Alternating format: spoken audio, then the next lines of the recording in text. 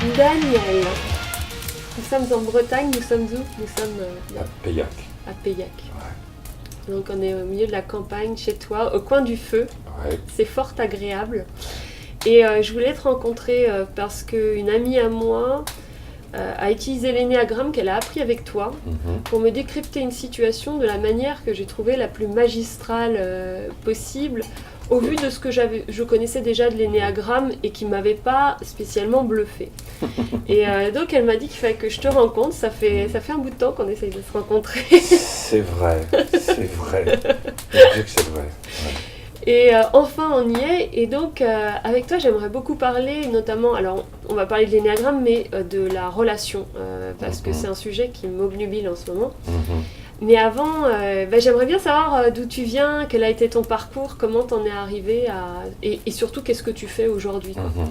Alors, on peut commencer du début ou de la fin. On va commencer par la fin. Donc aujourd'hui, comme tu le sais un peu, on a déjà eu l'occasion un peu d'échanger. Donc moi je suis plutôt formateur et j'interviens aussi je dirais dans les entreprises pour faire de la formation, pour faire du coaching, pour faire du conseil, des choses comme ça. Donc pour aider les entreprises qui peuvent être parfois un peu perdues. Je reçois aussi des gens en individuel. Hein, ça peut être une personne, ça peut être un couple, ça peut être une famille. En fait, moi, dès qu'il y a un système, voilà, ça m'intéresse.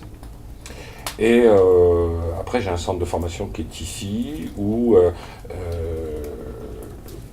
je repense à un truc, voilà, mais c'est pas grave, où je vais recevoir des gens qui s'inscrivent ici et qui veulent suivre des formations. Alors, bien évidemment, autour de la communication, autour de la relation, autour du changement, autour de l'accompagnement, tout ça, en fait. Voilà, donc j'aurai 3 activités entreprise, où là je vais répondre j'ai plutôt identifié en fait quelle est la problématique à laquelle l'entreprise a affaire, proposer quelque chose qui soit assez correspondant, les entretiens individuels, l'individu, le couple, la famille, alors avec une petite spécialité quand même pour les adolescents. Voilà. Et puis les formations qui ont lieu ici sur les domaines de communication et changement. Je t'interromps 2 minutes parce que Ouais. tu dis je trouve la problématique, mais l'entreprise ou l'individu qui vient de voir, il a déjà une problématique. Normalement, Ah ouais, on va pas voir comme quelqu'un comme ça en se disant bon, trouve-moi une problématique. Non, en fait, ils ont ce dans quoi une entreprise elle peut être assez bonne, c'est à identifier un symptôme. Oui. Tu vois, donc par exemple, il y a du conflit dans l'entreprise. Alors, les gens disent oh, on a un problème de conflit. Je dis ben non, c'est pas un problème, ça c'est un symptôme. En fait, il y a quelque chose préalable qui va faire que ça va générer comme symptôme du conflit. Donc l'entreprise, même la personne, a souvent une bonne capacité à identifier le symptôme auquel elle a à faire face, mais rarement en fait la problématique dans laquelle elle est. L'entreprise, c'est valable, l'individu, c'est valable, le couple, c'est valable, la famille, c'est valable. En fait, on est plutôt pas mauvais pour identifier le symptôme. Comment tu remontes à la cause du symptôme?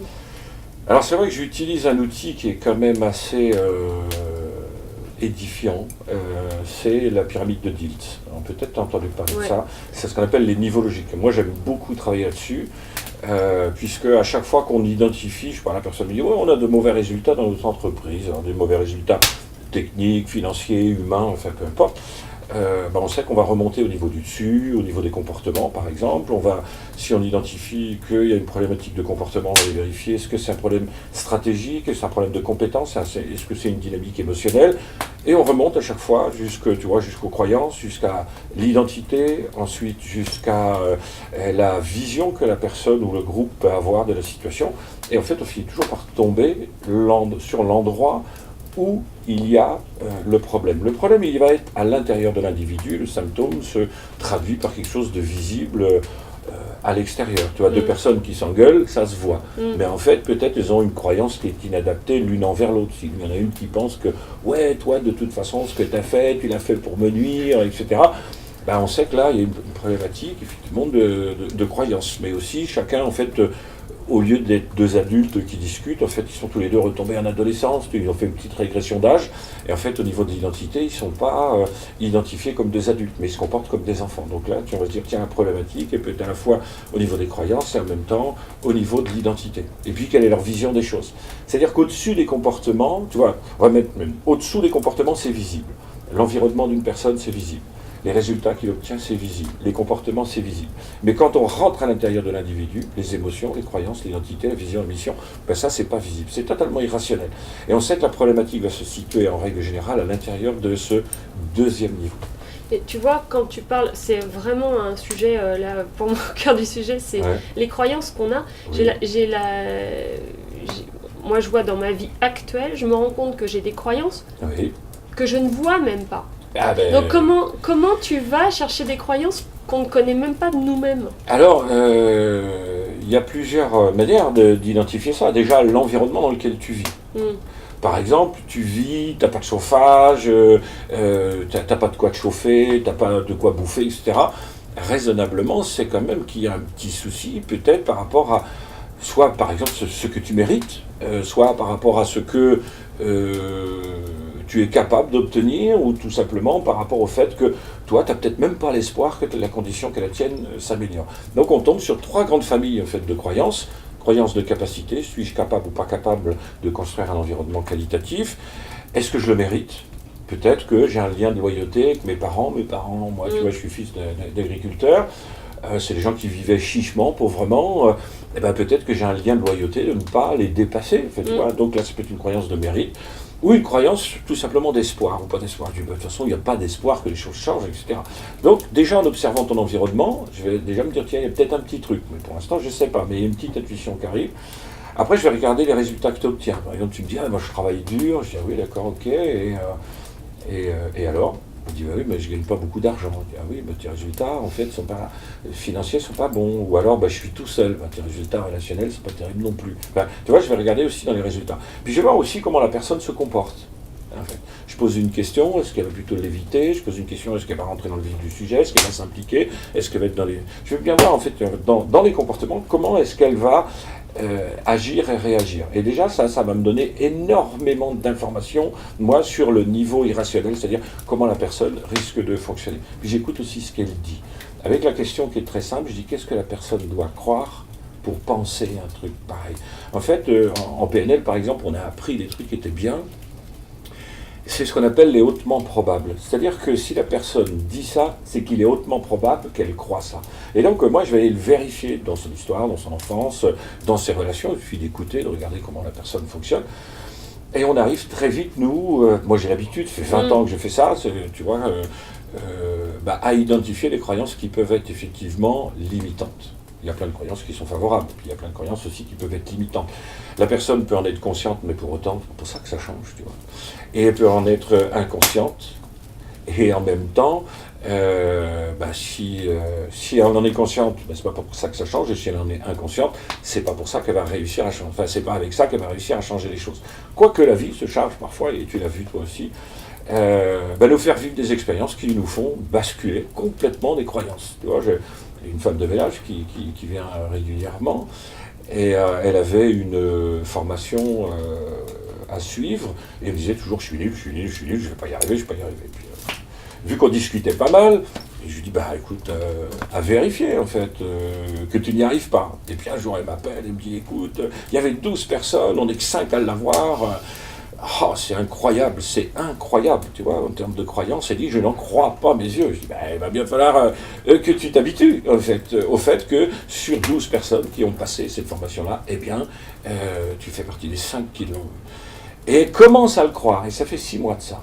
Ça veut dire qu'il y a une expérience contradictoire qui est arrivée, en fait, qui a bousculé, qui a mis un peu le bazar dans la croyance, et qui va faire que petit à petit, elle va bien être obligée de croire qu'elle n'est pas si nulle que ça, c'est-à-dire qu'elle est capable, effectivement, de faire quelque chose. Donc, on identifie une croyance, parfois on la transmet à la personne en disant, moi j'identifie, tiens, que tu peux avoir telle croyance, ou des fois on ne va même pas lui en parler, simplement on sait qu'en racontant des histoires, en racontant des métaphores, en racontant tout un tas de choses, on va venir un peu commencer à faire des petits trous qui vont désétanchéiser en fait la croyance, qui vont la rendre en fait perméable à l'expérience, perméable à l'environnement, et ce qui va faire que petit à petit, au fait, comme une maison sur laquelle il manque une tuile, petit à petit la maison et va s'effondrer.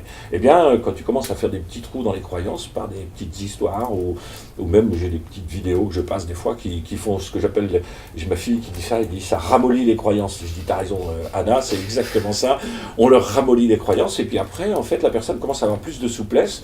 Si elle a plus de souplesse, elle s'autorise plus. Si elle s'autorise plus, elle vit des expériences contradictoires, et les croyances vont petit à petit s'affaiblir, et d'autres vont se renforcer.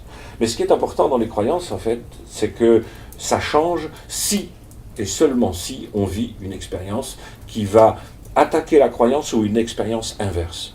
Si on le dit, par exemple, je sais pas, tu me dis, ouais, les avions c'est dangereux. Alors, je peux tout à fait dire, oui, tu sais. Statistiquement, tu connais le truc.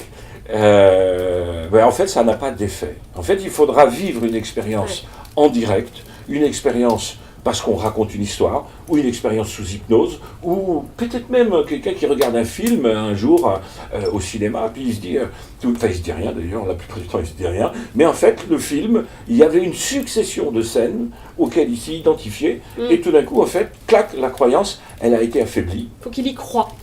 Même si c'est un film, il faut qu'il y croit. Alors, dans sa tête, il n'y a pas besoin qu'il y croit ou pas, c'est quel impact ça va avoir dans son ventre, dans son cœur, etc. Les croyances ne se situent pas au niveau mental. Les pensées se situent au niveau mental. Je pense que tel homme politique est naze. Bon, très bien. Mais qu'est-ce que je crois au fond ? Et en fait, ce que je crois au fond, c'est l'ensemble des mécanismes internes qui sont absolument très complexes et qui vont avoir perçu une situation, et cette situation-là va avoir inconsciemment, en fait, renforcer ou fragiliser telle ou telle croyance. Est-ce que je peux découvrir mes croyances sans l'aide de quelqu'un ? Oui, bien sûr. Comment ? En vivant. Dès que tu te lances dans quelque chose et que ça va bien, que c'est facilitant, que tu as les bons réflexes, que tu as accès au meilleur de ta pensée, que tu as accès à des émotions vachement cool et je dirais positives, favorables, rendre tes solutions, que tu n'as pas de peine à y aller physiquement, que tu vois, bon, ça veut dire que là tu es sur des croyances qui sont plutôt favorables. Mais si tu commences à te lancer dans un projet, demain tu me dis, tiens Daniel, j'ai une petite idée là, au niveau de la pensée, j'aimerais bien faire le tour du monde en canoë, en marche arrière. Bon, d'accord. Je dis, ouais, c'est bien ça. Mais en fait, pourquoi pas on va marcher oui, non, sur le côté aussi. Et en fait, ce qui va être intéressant, c'est en fait comment tu te sens par rapport à ça. Est-ce que tu te sens bien par rapport à ça ? Si tu commences à te sentir mal, à dire j'irais bien, ça serait bien, un jour, pourquoi pas ? Et en fait, mais il y a quand même un sentiment, une sensation qui n'est pas cool. Ça veut dire que derrière ça, il y a une croyance qui est peut-être pas cool. Et puis, si ton corps il y va pas, en fait, si tu passes pas à l'action, c'est qu'il y a quelque chose qui limite. Parce que si l'idée, la pensée, le rêve te plaît, mais que ça coince émotionnellement, ça coince dans ton bide, c'est-à-dire quand tu veux un petit peu commencer à avancer sur le projet ou passer un petit coup de fil, t'as mal au bide, ou si tout simplement tu passes pas à l'action, c'est qu'il y a quelque chose. Voilà, qui peut être de l'ordre de la croyance, mais qui peut aussi être de l'ordre de quelles sont les expériences que le petit Daniel a vécues pendant toute son histoire et comment ce projet-là vient en résonance peut-être avec un petit Daniel qui avait 12, 13, 14, 15 ans et qui lui dit non, moi j'ai déjà vécu quelque chose qui symboliquement ressemble à ça et je veux absolument pas y aller.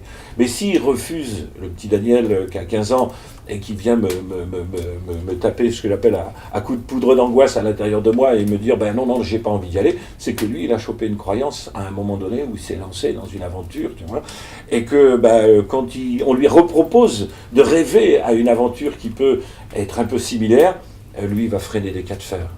Il va s'arranger pour que cette idée-là, elle s'en aille de ta tête. Il va s'arranger pour que tu la ressentes d'une manière qui n'est pas suffisamment agréable parce qu'elle est souffrante, de manière à ce que tu ne l'aimes pas, cette idée-là. Et puis dans ton corps, en fait, il va s'arranger pour que tu mettes en place des stratégies de compensation. C'est-à-dire, à chaque fois que tu dois passer à l'action, il dit tiens, je vais nettoyer ma théière. Manger du chocolat, du coup, t'es trop gros, tu peux pas faire de la rame à l'envers. Je vais nettoyer ma théière avec une petite brosse à dents. Tiens. Et en fait, j'ai passé tout l'après-midi plutôt que d'aller prendre un rendez-vous chez un vendeur de canoës. Parce qu'en fait, l'impact, il est là. Donc, je dirais, d'abord, le meilleur thérapeute, c'est la vie. Hein.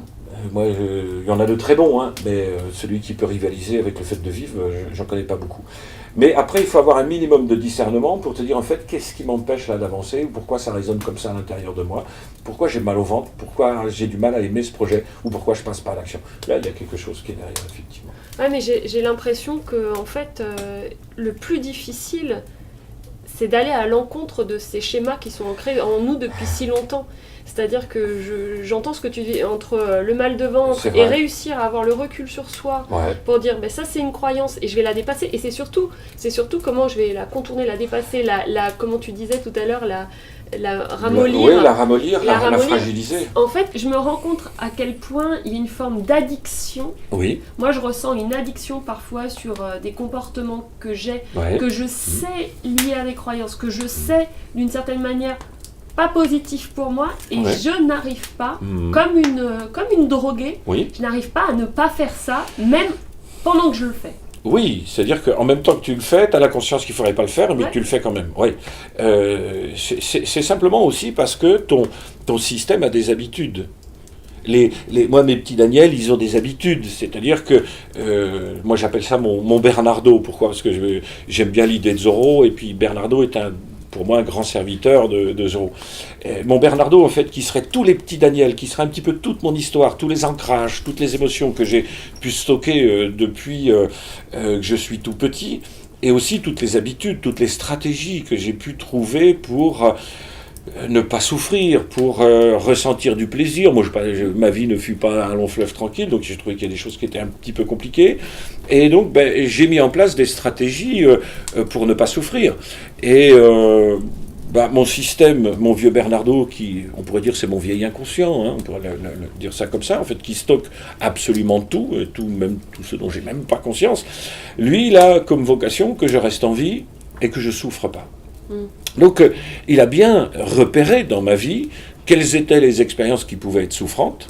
Et lui, il a en contrepartie des trucs, il dit, oui, mais si on pourrait ne pas faire ça, parce que j'ai des petites stratégies pour toi, ce que j'appelle des stratégies de compensation, et en fait, qui vont m'empêcher de souffrir et qui vont m'emmener tranquillement, plutôt que de faire le ménage, plutôt aller regarder un film, plutôt que d'aller voir le voisin parce qu'il nous a pas ramené un truc, je vais faire autre chose, tiens, je vais me mettre à nettoyer les vitres. Parce qu'en fait, ça implique pas, c'est pas souffrant. Aller parler à mon voisin parce qu'il m'a pas rendu ma tondeuse, ça c'est peut-être souffrant. Bernardo, il a peut-être dit la dernière fois que tu as demandé quelque chose à quelqu'un, tu t'es fait envoyer balader, ou la personne t'a méprisé, ou il peut avoir du stock où ça s'est mal passé, et pour lui, s'il a stocké ça comme souffrant, il va dire, attends Daniel, on va pas là-dedans, on va plutôt trouver une petite stratégie. Tu as fait des crêpes pour tes enfants, ils aiment bien ça. Voilà. Et en fait, hop, automatiquement, il va me placer sur une autre dimension parce qu'il n'a pas envie que je souffre. Et je dirais, mon vieux Bernardo, il a cette fonction-là. Et il fait ça très bien. Je fais le parallèle qu'en fait, qu'on peut avoir cette même bienveillance avec nous et y aller petit à petit en se concentrant sur ce qui nous fait du bien. Et je vais faire un lien, je vais en profiter pour faire un lien avec l'énéagramme. Ouais. Parce que donc l'énéagramme, ce serait bien que tu nous réexpliques un peu ce que c'est. J'ai fait des interviews audio dessus, mais les gens qui suivent la chaîne YouTube n'ont pas forcément entendu ces interviews. Donc rappelez ce qu'est l'énéagramme et pourquoi je fais un lien, parce que les typologies de l'énéagramme sont liées aussi à, j'ai l'impression, des blessures bien sûr. Qui nous font développer un personnage. Oui, c'est ça. Ouais, complètement. Est-ce que tu peux nous expliquer un peu Oui, et pour rebondir sur ce qu'on disait, j'ai une fille, Anna, qui est en fait identifiée dans une structure 5, c'est-à-dire, on dirait base 5, configuration 5, avec un besoin de beaucoup s'isoler. Et son système aime beaucoup ça. Parce que, un nom parce que à chaque fois les numéros, c'est pas très parlant pour quelqu'un qui connaît. L'observateur. L'observateur. Et donc, tu vois, quand Anna rentre de l'école, elle monte dans sa chambre et elle a besoin d'un nombre d'heures assez considérable en fait pour être tranquille, surtout qu'elle est en pension, donc ils sont 4 par chambre. Pour quelqu'un qui adore être isolé, c'est un peu lourd. Mais cependant, elle a suivi les formations d'énéagramme, donc elle connaissait bien l'énéagramme, et elle se dit, en fait, c'est confortable pour moi d'être toute seule. Cependant, c'est une mauvaise habitude. Et avec son discernement de 17 ans, bientôt 18, elle va régulièrement, en fait, à des fêtes. Elle a une sœur en plus qui organise des fêtes dans toute la région. Et donc, ça lui permet de se dire, elle me dit, cette nuit, ce soir, en fait, je vais sortir de ma zone de confort et je vais aller avec plein de gens, je vais danser, je vais rire, je vais faire la fête, parce qu'autrement, je vais trop habituer mon système à être confortablement installé dans l'isolement. Alors, c'est vrai que je me sentirais tranquille, en paix, très bien. Je suis en sécurité, je suis en paix, tout va bien. Sauf que c'est peut-être une mauvaise habitude, puisque demain, il faut collaborer avec d'autres personnes, demain tu rencontres des gens, demain tu as un projet collectif, en fait tu n'es même pas programmé pour le faire, et donc tu vas renoncer à tout ça. Donc elle a ce discernement que je trouve intelligent, c'est-à-dire elle a son système a la croyance que pour être bien, il faut être isolé, cependant elle a le discernement de savoir que oui, mais c'est pas une vie. Ça vient de quelle blessure, entre guillemets, cet isolement? C'est en fait soit ce qu'on appelle dans la famille, il y a eu émotionnellement des chutes parties. Alors la chute partie, ça veut dire quoi? Ça veut dire on la ferme, tu vois. Donc on fait les repas, on ne discute pas des émotions. Donc l'enfant en fait va se trouver être un peu une patate en fait avec ses propres émotions. Il se trouve pas doué avec ses propres émotions, il se sent même un petit peu envahi. Donc pour pas être envahi par ses émotions, en fait, il va reporter son attention sur l'extérieur, il va devenir un excellent observateur de l'extérieur. Ça c'est le premier cas. Deuxième cas aussi, en fait, il y a eu beaucoup de je dirais, le parent ou l'environnement voulait absolument tout savoir sur ce que l'enfant vivait. Alors, t'es heureux, alors tu l'aimes maman, tu l'aimes papa. Enfin, tu vois, toujours, l'enfant est obligé quasiment d'ouvrir son ventre et de dire oui, bon, ben, regardez, voilà, ça vous plaît, bon, ok, maintenant ça y est, je peux être tranquille 5 minutes. Donc soit s'isoler de ses propres émotions parce qu'il n'est pas très doué avec, ou s'isoler tout simplement des gens parce que les gens ils peuvent en fait venir un petit peu vouloir que j'ouvre mon bide pour montrer ce que j'ai dans le ventre comme émotion. Donc soit je m'isole de mes propres émotions, ou je m'isole tout simplement des gens. Tu vois ? Et donc c'est soit une méconnaissance de son propre système émotionnel, ou soit un envahissement de son propre système émotionnel. Alors, je pense qu'il faut vraiment qu'on rappelle ce qu'est l'énéagramme, parce que moi j'ai envie de te poser des questions là-dessus, mais je me rends compte qu'on va perdre tout le monde. Donc, qu'est-ce qu'est l'énéagramme? Parce qu'on parle du type 5, c'est un des 9 types. Oui, c'est un des 9 types. En fait, l'énéagramme, en fonction des cultures, ça aurait 4500 ans. L'idée, en fait, c'est de réfléchir, les prêtres du désert qui sont allés effectivement réfléchir à cette question, qu'est-ce qui nous éloigne de nous-mêmes, qu'est-ce qui nous éloigne de Dieu, ou qu'est-ce qui nous éloigne de la vérité ou de la réalité, ce qui est la même chose. En fait. Et en fait, ils se sont rendus compte qu'il y avait 9 manières de s'éloigner de soi, de Dieu ou de la liberté. Et 9 manières, c'est-à-dire 9 profils psychologiques de base, ce qu'on appelle les bases en énéagramme. Il y a un petit dessin maintenant, pas depuis très longtemps, avant il n'y avait pas du tout de dessin, c'est juste quelque chose qui était partagé oralement. Il n'y avait pas de dessin assez mathématique. Et l'idée, elle est très simple. Pourquoi est-ce qu'on va dans une base plutôt qu'une autre, etc. Parce que lorsqu'on est petit, on est dans le ventre de maman, c'est un petit peu un 4 étoiles. Il y a à manger, il y a à dormir, il y a une présence. En fait, tu vois, il y a plutôt 0 préoccupation, même s'il peut commencer à y en avoir. Lorsque l'enfant va naître, il va se rendre compte que tous ces automatismes-là ne fonctionnent plus.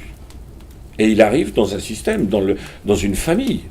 Et il arrive dans une famille où il y a des croyances, où il y a des valeurs, où il y a des contraintes, où il y a une culture, où il y a un historique, où il y a des traditions.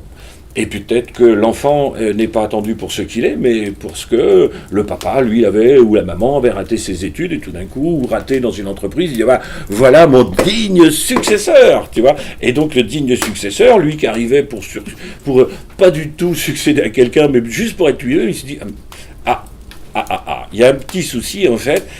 Je me rends compte que ça va peut-être pas être aussi simple que ça, et que pour obtenir de l'amour, de la sécurité et de la reconnaissance dont j'ai besoin, puisque je suis encore dépendant. L'enfant à 6 mois ne va pas se dire « Tiens, c'est le 4 heures, je vais chercher du pain ».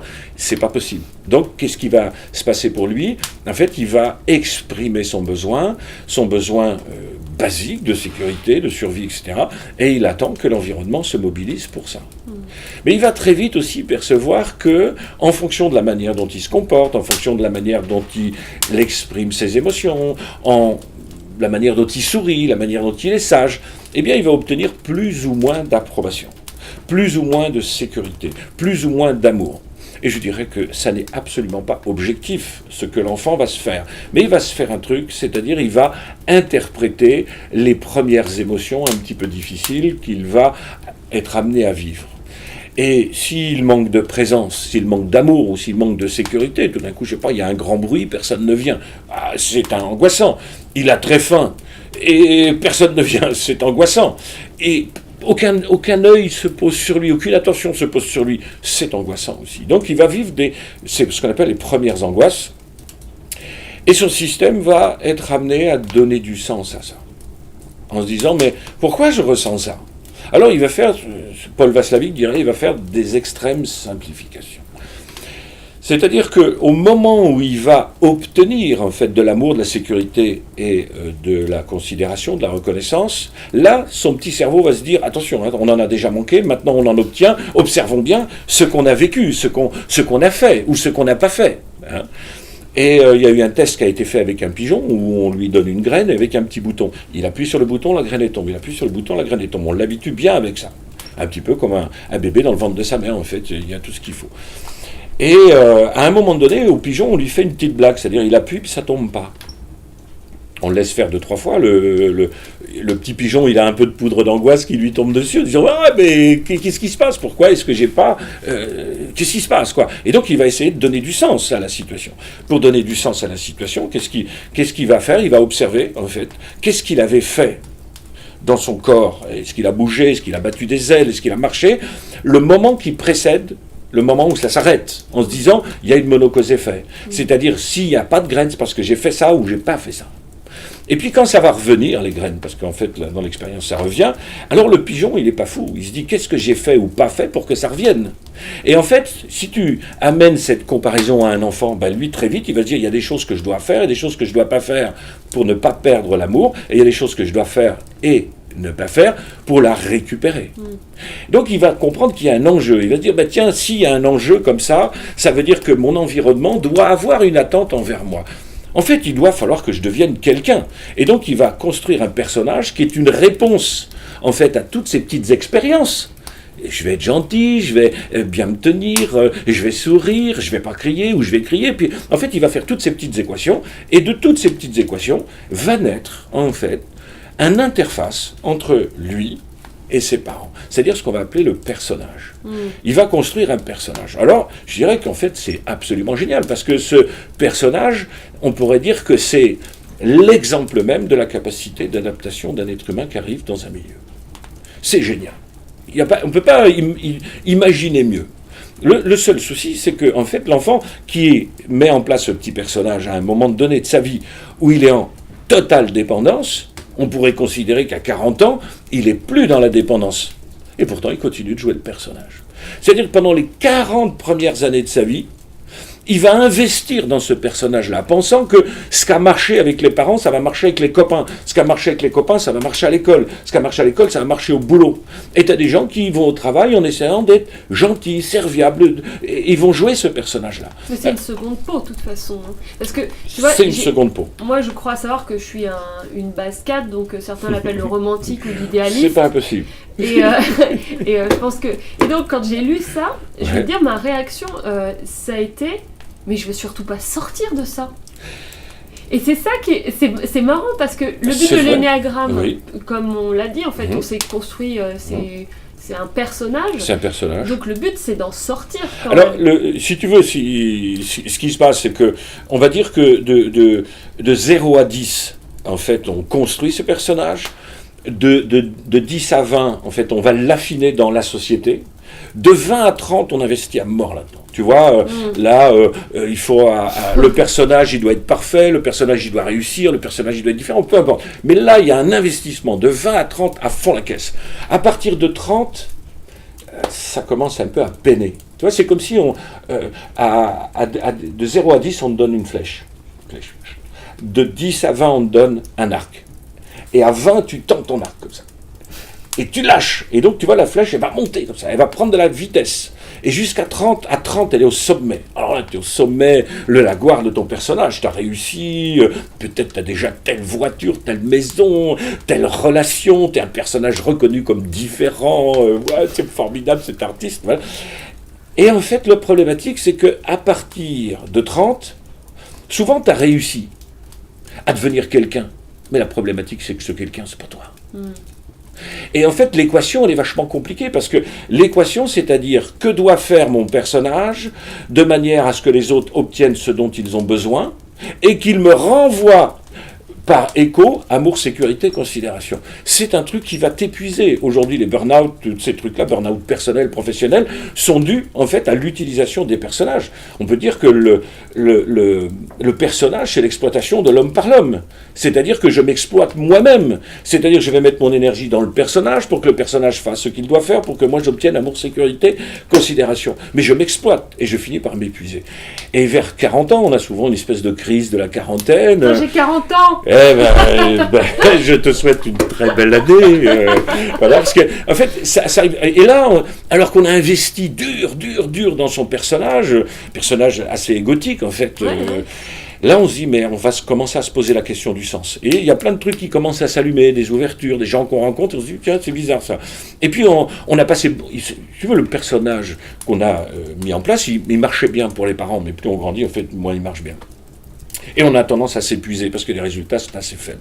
Donc on met beaucoup d'énergie pour des résultats assez faibles, et puis on fait beaucoup de choses en fait qui n'ont pas de sens pour nous au fond, pour le soi profond. Le personnage, le jeu, ben, effectivement, lui il est content. Sauf que moi je m'épuise, parce que je m'épuise. Je épuise moi. Et donc le moi profond qui commence en fait à vouloir prendre toute sa dimension, il dit mais attends, on n'est plus en situation de dépendance, on est en situation d'interdépendance là. Il est quand même pas logique que pour ressentir de l'amour, pour ressentir de la fierté, pour ressentir de la paix à l'intérieur, j'investisse chez les autres. Alors pourquoi je n'investirais pas directement chez moi dans quelque chose qui a du sens et qui soit peut-être un peu plus rentable, tu vois, plutôt que ce dispersement complètement d'énergie pour obtenir des grains de riz de la part des autres en termes d'amour, de sécurité, de considération. Donc cette prise de conscience-là, en fait, elle va nous permettre de passer du je au moi, d'un modèle de dépendance à un modèle d'interdépendance. Parce que moi, quand je lisais ce personnage, il y a toute une partie de ce personnage qui est l'originalité. Oui, bien sûr. Il se trouve que je suis opératrice de turbine à bonheur, que j'ai construit en fait toute ma vie sur un parcours de vie qui est basé sur... c'est étonnant. J'ai créé mon métier, c'est-à-dire que... Et tout d'un coup, quand je lis ça et je dis... Donc le but, c'est de revenir à soi. Oui. Mais en fin de compte, j'ai senti aussi de la peur, littéralement de la peur, en me disant, mais je peux pas abandonner mon originalité. Non, mais pourquoi veux-tu l'abandonner ? Oui. Alors qu'est-ce que ça veut dire de dépasser son personnage ? Qu'est-ce que ça veut dire revenir au moi ? En fait, c'est très simple. Le jeu va fonctionner avec une équation externe. Il va vouloir obtenir de la part de l'extérieur amour, sécurité, reconnaissance.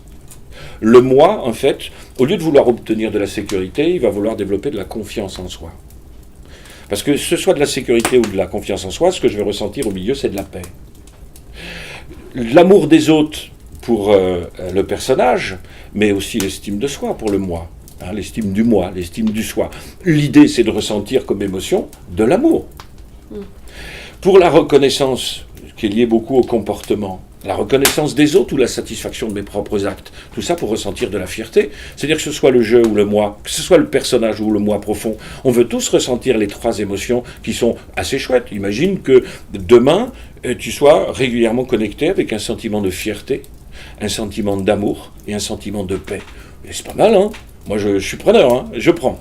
Et j'y travaille. Sauf que, en fait, le personnage, l'ego, lui, il a fait une option extérieure. Ça, j'obtiendrai ça de l'extérieur. Amour, sécurité, considération. Et en fait, le soi profond, lui, il a envie de passer à une équation interne. Plutôt que d'attendre ça de la part des autres, en fait, je vais le construire moi-même pour moi-même. Et donc, plutôt que de l'amour, je développe de l'estime. Plutôt que de la reconnaissance, je développe de la satisfaction. Plutôt que de la sécurité, je vais développer de la confiance en moi. Tu vois, c'est deux modèles qui sont différents. Jusqu'au moment où je suis dans la dépendance, il est normal que je joue ce personnage-là pour que l'environnement m'apporte ça. Mais maintenant, c'est bon, je suis grand. Ça ne veut pas dire que je suis autonome, indépendant, parce qu'on est trop lié intellectuellement, émotionnellement, corporellement avec le reste de l'humanité pour se dire « ça y est, je développe mon autonomie ». Ça, pour moi, c'est du pipeau, ça n'a aucun intérêt. Mais rentrer dans l'interdépendance, ça veut dire que j'ai suffisamment de choses à l'intérieur de moi pour avoir le plaisir de passer des contrats intellectuels, tiens, on échange, tiens, on fait une vidéo, machin, etc. Des contrats émotionnels, c'est-à-dire, je sais pas, le couple, l'amitié, etc.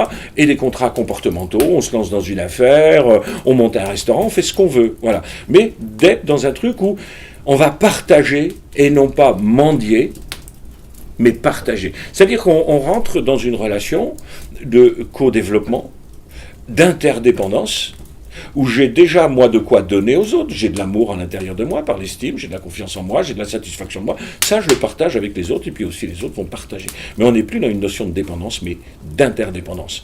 Alors, revoyons les 9 types, et on reviendra rapidement sur qu'est-ce qu'on en fait. Parce que il y a quelque chose là que je ne saisis pas complètement. Oui, si apprendre un truc, si on n'en fait rien, ça n'a aucun intérêt. Voilà. Qu'est-ce qu'on en fait à titre personnel et qu'est-ce qu'on en fait dans la relation avec les autres. Donc, quels sont ces 9 types? 9 types, bon. Ce qu'on appelle type 1, le perfectionniste, c'est quelqu'un qui, en fait, soit a été beaucoup jugé dans son enfance, et il a très vite considéré que, en fait, pour être aimé, il fallait mieux être parfait. Et ce qui caractérise l'imperfection, c'est de faire des erreurs. Donc il a installé à l'intérieur de lui un juge très fort qui voit toutes les imperfections. On dit souvent que c'est la base de la bulle de tapisserie, c'est-à-dire il arrive chez toi, tu as fait toute ta tapisserie, tu t'as vu comme c'est beau, et tout d'un coup il dit ouais mais là-bas il y a une bulle. Tu dis ok, oui il y a une bulle, mais comment, pour le reste ça va quoi? Voilà. Et donc en fait il a toujours envie de progresser, envie d'avancer. C'est quelqu'un effectivement qui se juge très fort. Donc va être attentif à toute forme d'imperfection. Et en fait, il se contrôle énormément. Énormément. Et en fait, quand il est en colère, en fait, il sourit, voilà. Et parce qu'il ne peut pas montrer la colère, parce que la colère est considérée par son propre système comme un défaut. Donc le fait d'avoir des défauts le met en colère, le fait d'avoir de la colère, en fait, est considéré comme un défaut. Alors imagine un petit peu la tension que ça peut générer à l'intérieur.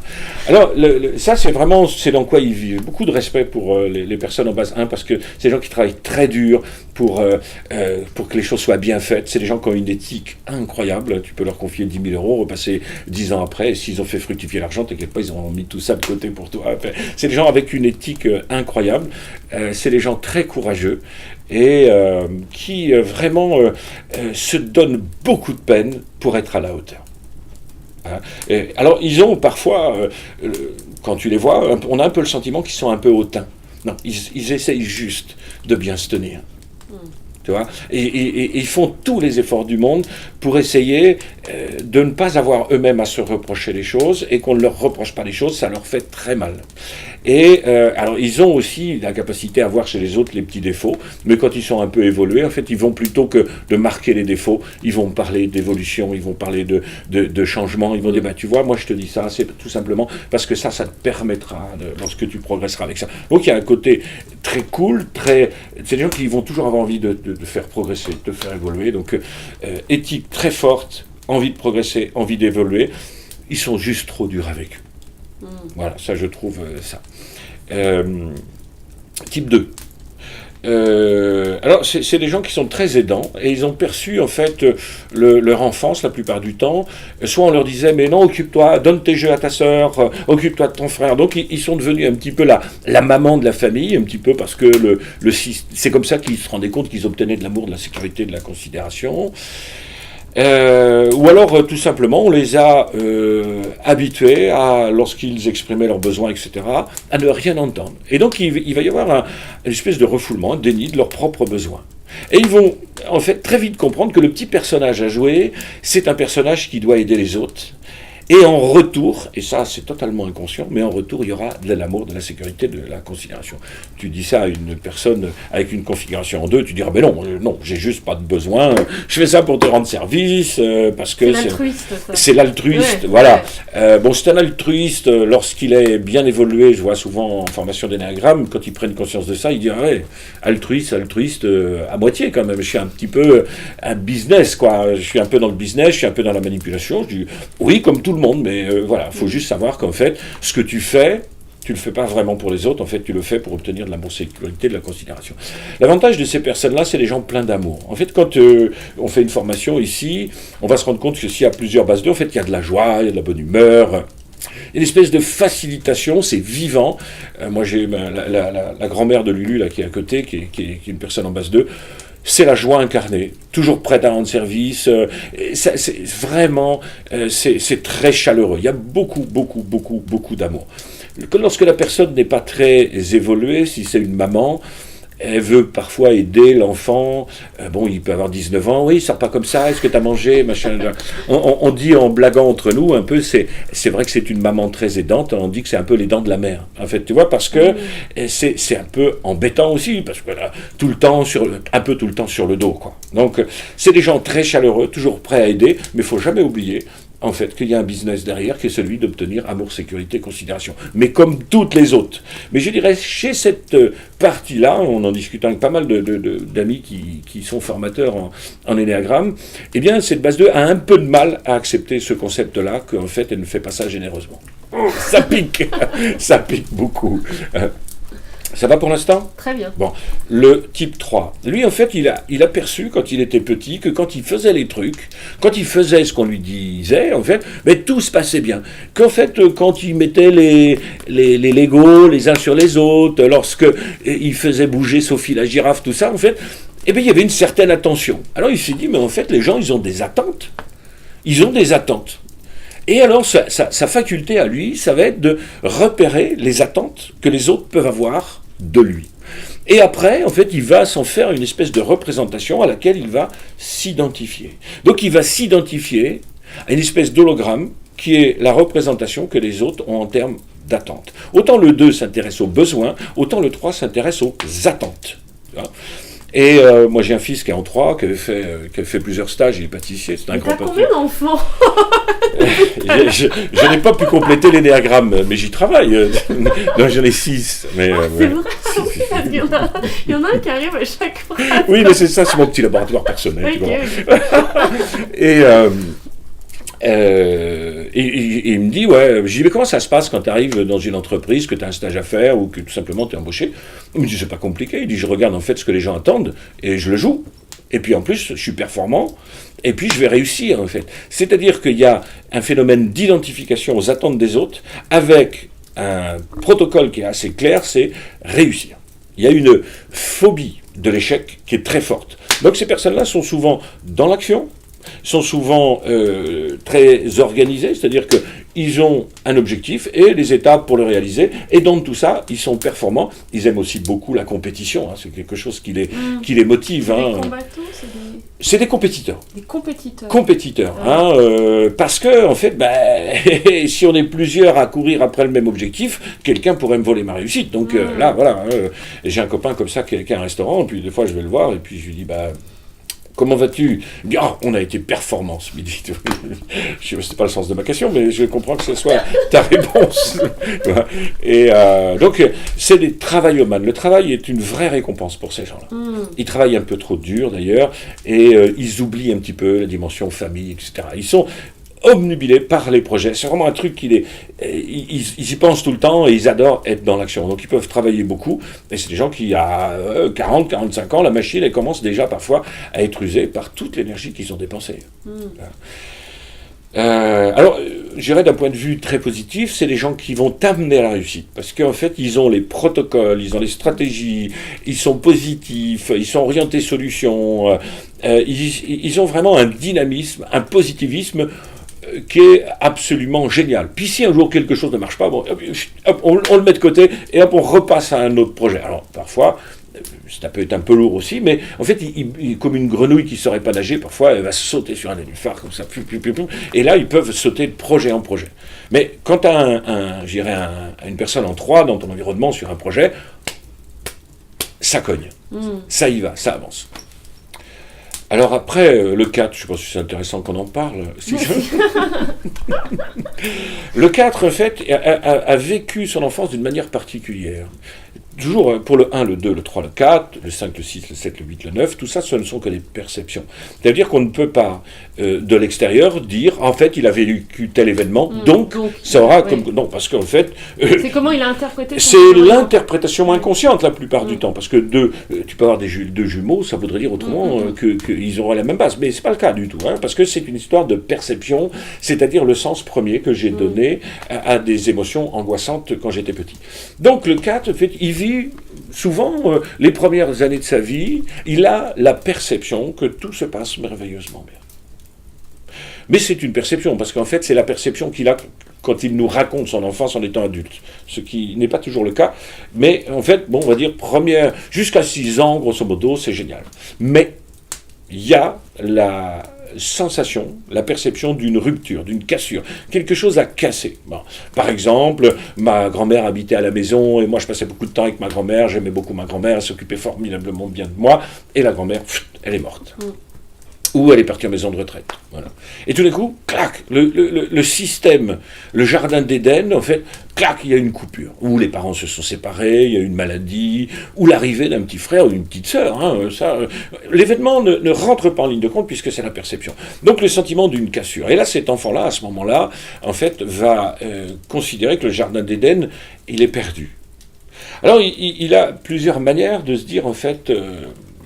Comment, pourquoi? C'est-à-dire, comment ça s'est produit? Il va se dire, en fait, si ça s'est produit, c'est peut-être que je n'ai pas suffisamment ressenti fortement les choses. Ou peut-être que si grand-mère, elle est partie, c'est que je ne l'ai pas suffisamment aimée. Donc, il va naître à l'intérieur de cet enfant un sentiment de culpabilité, et il va, en fait, se dire, je ne veux pas que ça revienne, ce qui s'est passé, c'est-à-dire la cassure. Et en même temps, j'aimerais bien que le jardin d'Éden revienne. Donc pour ça, il va falloir que j'ai une dimension émotionnelle qui soit absolument extraordinaire. Il va falloir que je ressente plus que n'importe qui ce truc. C'est-à-dire qu'il faut que je ressente absolument, si ça doit se reproduire, la cassure, il faut que je retrouve cet état du jardin d'Éden de quand c'était avant. Tu vois. Et donc là, à ce moment-là, qu'est-ce que l'enfant va faire ? Il va se rendre compte que c'est pas dans les événements ordinaires qu'on va ressentir ça. C'est certainement pas en regardant un magazine de cuisine Ikea qu'on va ressentir ça. Donc il va falloir que je vive des choses extraordinaires pour ressentir des émotions extraordinaires. Et je ne vais pas faire comme tous ces gens. Donc j'ai une fille en 4 aussi, et j'ai pas mal de photos, elle a les cheveux bleus, elle est organisatrice de rêve party, enfin c'est un truc absolument... Intensité, quoi. Une intensité tout le temps, donc peu importe que ce soit agréable ou désagréable, ce qui est important c'est qu'il y ait de l'intensité. Alors l'intensité, on n'est pas sûr de la trouver dans le présent, on n'est pas sûr de la trouver dans le futur, alors au moins on pourrait la trouver dans le passé. Et c'est vrai, quand je discute avec Thaïs, qui est en 4, je lui dis, mais en fait, quand tu n'as rien à faire, qu'est-ce que tu fais? Elle dit, je repasse le film le plus précis de toute mon enfance pour retrouver les émotions qu'il y avait dedans, dont je repense à tous les détails, etc., de manière à pouvoir revivre tout ça, tu vois. Et donc, l'enfant ou l'adulte, en fait, va rechercher à sortir de la banalité, à sortir d'être comme tout le monde. Donc, il va absolument avoir envie d'être différent pour ressentir cette dimension émotionnelle très puissante. Ça permettra peut-être un jour de retrouver le jardin d'Éden et surtout, ça permettra peut-être de ne pas avoir à revivre la même cassure à cause de mon insuffisance émotionnelle. Donc, c'est les deux. Et donc, ça peut être embêtant si, dans une famille, l'enfant veut toujours faire différemment. C'est-à-dire, tiens, on va au cinéma. Ah ben non, pas du tout, moi je veux aller au théâtre. Bon, écoute, on peut aller au restaurant. Non, on fait une fondue. On pourrait faire des crêpes. Ah non. Parce qu'il va, en fait, à chaque fois qu'il match, en fait, sur l'environnement, en fait, il devient un peu comme l'environnement. Ça pique. Bon. Donc, ce qui va être important pour des parents, quand on a ça, c'est de reconnaître vraiment cette différence, tout en l'incluant harmonieusement à l'intérieur du système. Parce que ce qui veut, lui, c'est être différent, et son axe de progrès, c'est de s'harmoniser avec le système. Parce qu'il y a des choses à vivre. Parce que le seul but de la vie n'est pas d'être différent. Mais le but de la vie, c'est quoi? C'est peut-être déjà d'être en vie, ce serait pas mal, d'être aimé et d'aimer, et de faire des réalisations qui ont du sens pour nous. Bon, eh bien, peut-être que ce besoin d'être différent va être trop bloquant et va empêcher, puisque le seul projet qui aura du sens dans ma vie, c'est d'être différent. Ça n'a pas de sens. Je te taquine un peu, puisque je sais que tu étais concerné par l'affaire. Donc, mais on peut garder toute cette capacité créatrice, on peut garder toute cette originalité au service de projets qui peuvent être collectifs aussi, au service d'un projet qui a du sens aussi. Le projet, d'abord, c'est important qu'il ait du sens, et ensuite, je peux y rajouter mon originalité.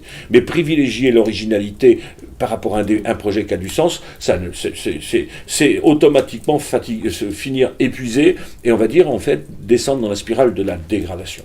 Donc, on ne jette aucune des qualités que notre ego ou que notre énéagramme a développé pendant toutes ces années. Je vois Thaïs fait des dessins absolument incroyables aujourd'hui, les dessinatrices, etc., pourquoi mettre ça de côté?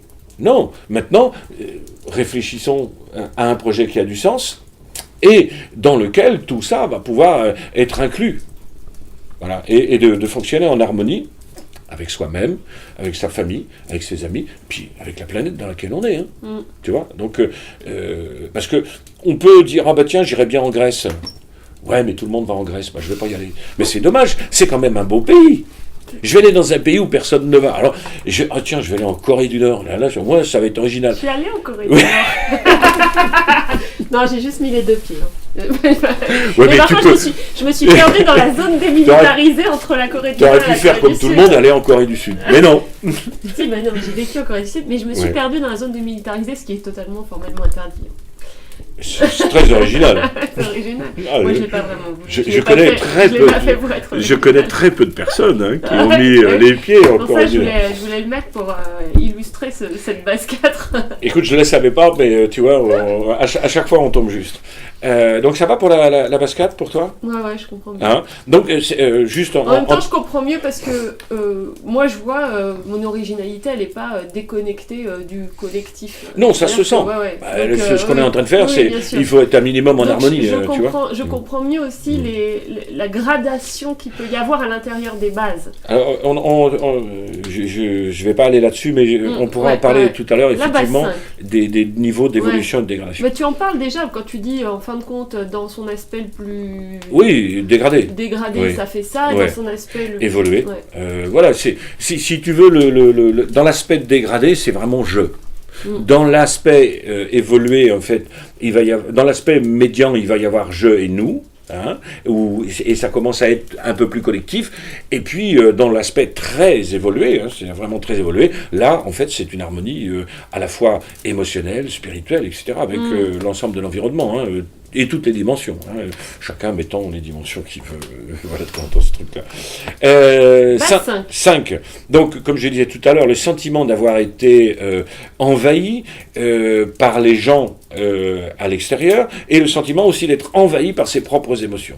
Donc, une manière très simple, c'est que je me coupe soit des émotions, soit des gens. Donc, isolement par rapport aux gens, et puis, mes émotions, en fait, je vais les vivre que quand je suis tout seul, quand je suis tranquille. Alors, les émotions, elles sont assez correctement vécu, mais il faut être tranquille et il faut du temps. Et donc la perception d'enfance, c'était soit chute partie, donc on ne parle pas du tout de cette dimension émotionnelle, donc l'enfant se trouve un petit peu comme une patate par rapport à tout ça, il ne sait pas faire, donc avoir des émotions en public, tout ça, c'est une catastrophe, et ses propres émotions, il essaye de les gérer quand il est tout seul, soit chute partie, soit envahissement. Alors l'avantage ou la particularité des 5, c'est qu'ils vont se réfugier beaucoup dans l'information, dans l'observation. Ce sont de grands observateurs du monde, ils veulent comprendre le monde. Donc, aussi, c'est une stratégie de Bernardo pour dire, restons pas dans tes émotions, va donc réfléchir à comprendre, puisqu'on rentre dans la grande catégorie des mentaux, 5, 6, 7, c'est mental. Et donc, en fait, en passant son temps dans sa tête, au moins, on n'est pas dans ses émotions. Et en public, c'est très bien, on peut discuter avec des personnes en 5, mais ils ne vont pas aborder le système émotionnel. Ils vont parler effectivement que, voilà, tu sais que j'ai un beau-frère comme ça avec qui j'avais dit, tiens, j'ai été visiter à côté de Dinan le premier centre commercial romain, je crois que c'est 40 ans avant Jésus-Christ. Il me dit non, c'est impossible puisqu'ils sont arrivés en 43. Ok. Donc, grande précision. Ce sont de grands experts. C'est-à-dire qu'ils parlent peu, mais quand ils parlent, c'est qu'ils savent. Donc, c'est pas la peine d'aller vérifier sur Wikipédia, sur Google ou quoi que ce soit, si ce qu'ils ont dit est vrai. Si c'est pas vrai, ils le disent pas. Ils détestent en fait tous les cancans, les paroles légères, tout ce qui est superficiel. Ils aiment même pas, tu vois, s'ils ont fait une étude, ils ont une remise de prix. Aller à la remise de prix, c'est des mondanités, en fait, il n'y a rien à foutre là, quoi. Ils préféreraient être tout seuls, dans une cabane, au fond du jardin, à lire un bon bouquin, enroulé dans une couverture, enfin, un peu caricatural, mais c'est ce qu'ils vont préférer. C'est-à-dire, ils sont passionnés d'infos, parce que c'est une stratégie pour ne pas avoir à être dans l'émotionnel. Alors ça ne veut pas dire du tout non plus qu'ils ne sont pas sensibles, ils sont très sensibles, Warna est quelqu'un de très sensible, et partagent peu de moments avec moi, mais ils sont intenses et qualitatifs. Et on a régulièrement des échanges très techniques. Elle me dit, tiens, papa, énéagramme, le 6, machin, contrephobique, truc, machin. Je dis, oui, t'as raison, alors là, tac, et en réponse, c'est précis, elle me dit, ok, bonne journée. Voilà. Et ça, c'est limite à ça. Mais c'est-à-dire que si une personne en 5 fait appel à toi, pour avoir une information, c'est qu'elle a une très haute estime de ta connaissance. Oui. Voilà. Et si je lui pose une question, elle sait, elle me répond, elle ne sait pas, elle dit je ne sais pas, mais je vais étudier le sujet. Et je sais qu'elle va l'étudier tout le temps. Donc, si tu invites une personne un soir dans cette configuration-là, tu l'invites, tu passes une soirée, tu as l'impression que c'est un peu fade. Tu dis waouh, c'est sûr qu'on n'a pas dansé la samba tous les deux, mais en fait la personne ne va pas être trop capable de savoir si elle a passé une bonne soirée avec toi, mais quand elle va être rentrée chez elle, elle va repasser le film, et c'est à ce moment-là, loin de toute personne, elle va pouvoir revivre la dimension émotionnelle, et en fait te redire même le surlendemain en disant j'ai passé vraiment une excellente soirée. Mais en fait sur le moment elle ne le sait pas toujours. Elle a besoin d'un temps pour remanger en fait la dimension émotionnelle. Ça va pour le 5 ? Très bien. Bon. 6, moi je suis dans cette configuration-là, perception de l'enfance, une perception d'insécurité. D'insécurité, tout simplement, je sais pas, tu peux avoir un parent qui est alcoolique et en fait qui est dangereux pour ses enfants, qui les menace avec des flingues ou des choses comme ça. Donc on peut avoir une insécurité physiologique, mais on peut aussi avoir une insécurité affective, une insécurité d'attention. En fait, c'est tout ce qui ne semble pas constant et sur lequel en fait on ne peut pas s'appuyer. Ça peut être des parents, ce que j'appelle les parents Kinder Surprise en fait. Un jour ils sont gentils, le lendemain ils sont un peu cons. Je me rappelle moi quand j'étais petit, j'avais chez mes parents il y avait un ouvrier et puis j'avais un petit tracteur que mon père m'avait fait, et puis il y avait une roue qui était cassée, et puis j'y tenais, parce que mon papa qui l'avait fait quand même, et puis j'étais tout jeune, hein. Et puis je lui dis, tiens François, est-ce que tu veux me réparer mon tracteur? Il me dit, oui, bien sûr. Et il me dit, ben, mets-le là. Alors je le pose là, et puis il prend une grande masse, et puis il l'écrase. Il dit, ça y est, c'est réparé. Je lui dis, mais qu'est-ce que c'est horrible. Je paie à son âme. Et rip François, mais le truc, je dis, waouh, mais putain, alors à qui on fait confiance? Tu vois, c'était les gens les plus proches de moi, je le voyais tous les jours, ils travaillaient tout le temps, et on ne pouvait pas faire confiance. Donc le sentiment que les gens sont un peu un paquet cadeau, en fait, tu vas ouvrir, tu ne sais pas ce qu'il y a dedans. Donc une espèce d'insécurité environnementale, relationnelle, liée à l'avenir. Donc en fait, cet enfant va essayer en fait de trouver, parce qu'il n'y a pas beaucoup confiance en lui, hein, et il a fait confiance à personne ne lui faisait confiance, il fait tout sembler un peu flottant. Donc il va essayer de rechercher des autorités, un groupe, une autorité, en fait, en qui il peut avoir confiance et dans laquelle il se sent en sécurité. Donc il va essayer de repérer chez les gens, est-ce que les gens autour de lui sont fiables. Et donc il observe les gens, il leur met parfois, moi je sais que j'ai fait un petit peu comme ça, j'ai mis des petits pièges comme ça pour savoir si les gens sont fiables, et puis après je vois effectivement est-ce que c'est des gens en qui je peux avoir confiance. Et il existe deux catégories de 6 en fait, ce qu'on appelle le phobique et le contre-phobique. Si la personne... on va dire que le phobique est plutôt soumis à ses propres peurs, le contre-phobique en fait va foncer dans le tas parce qu'il a trop peur d'avoir peur. Par exemple, il a peur de l'altitude, il va devenir alpiniste, professeur de parachute. Moi, j'avais une trouille de parler en public, je dis, mais qu'est-ce qu'on pourrait faire? Tiens, conférencier, formateur, c'est très bien ça, j'ai très peur, c'est très bien. Voilà le truc. Alors que le 6 phobique, en fait, va plutôt, en fait, essayer de trouver la sécurité dans les événements, mais il va pas aller à l'encontre, en fait, de ses propres peurs pour savoir s'il a raison d'avoir peur de sa peur. Enfin, voilà. Donc, il va plutôt se soumettre à sa peur, alors que l'autre est rebelle. Pas mal de gens qui me disent, Daniel, mais vraiment, tu es vraiment bête des fois, tu es vraiment bêtement rebelle. Voilà. On va dire que le phobique est bêtement soumis et le contre-phobique est parfois bêtement rebelle. Tout ça, ce sont des grands traits. L'énéagramme est un peu plus approfondi que ça, mais ça donne en fait deux grandes particularités. Alors, ce sont aussi des gens qui sont chaleureux, en fait, tu vois, ils aiment bien le lien, la relation, parce que si moi je construis une relation de qualité avec toi, s'il y a un lien, tu pourras pas me faire de mal, tu pourras pas me nuire, tu pourras pas trahir ma confiance. Si on s'entend bien, si c'est chaleureux. Donc, on a même tendance à construire des relations qui sont plus chaleureuses qu'on les voudrait.